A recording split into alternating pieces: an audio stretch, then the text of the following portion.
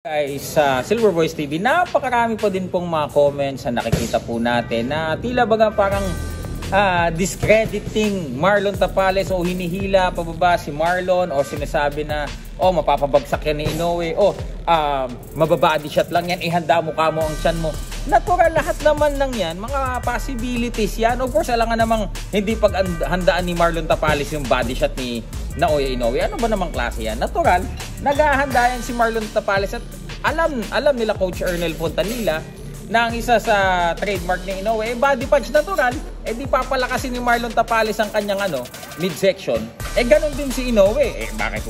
Si Inoue lang ba may dalawang kamay? Si Tapales din po, buti kung tatlong kamay ni Inoue, dalawa lang kay Tapales, pwede nating sabihin dihado.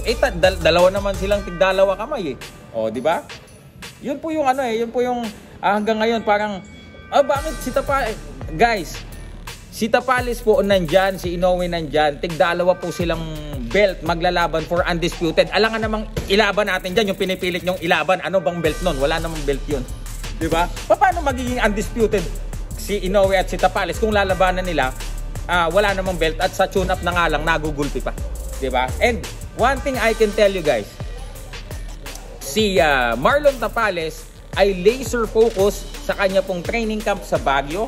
Siya po ay undistracted, hindi po siya naapektuhan ng kahit anumang mga distraction dyan. Si Marlon Tapales po is a man on a mission. Meron po siyang mission. Ano po yun? His mission is to hunt the monster. Ayan, yung hindi po natupad nung yung isang boksingero, itutuparin po ni Marlon Tapales para sa Pilipinas yan.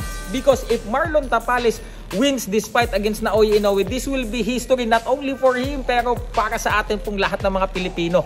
Dito po sa industriya ng boxing, mapa-Asia hanggang sa buong mundo. Imagine, pag manalo si Marlon Tapales, tok-tok agad dyan ang mundo. Man, if you will going to defeat ito pong si Naoya Inoue, mga kaibigan. And syempre,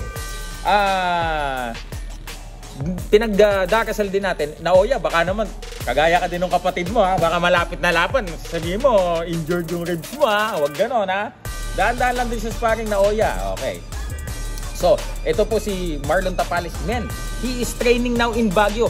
Higher altitude, it means mas mahirap pong huminga, mas manipis ang hangin. Advantahe na po yun pagdating sa stamina. Pagdating po dun sa Japan, talaga nga naman pong makakaasa po tayo na hindi lang yung training camp sa US, pati yung training camp sa Baguio makaka-add po yan po sa ganda ng kondisyon ni Marlon Tapales. Hindi po yan po yung kagaya ng ibang boksingero, tol, patayin mo na tol, bombalahos tol, after round 1 hingal na. Ibahin nyo po si Marlon Tapales. Marlon Tapales is laser focused to give that monster a nightmare come December 26. Silver Voice TV.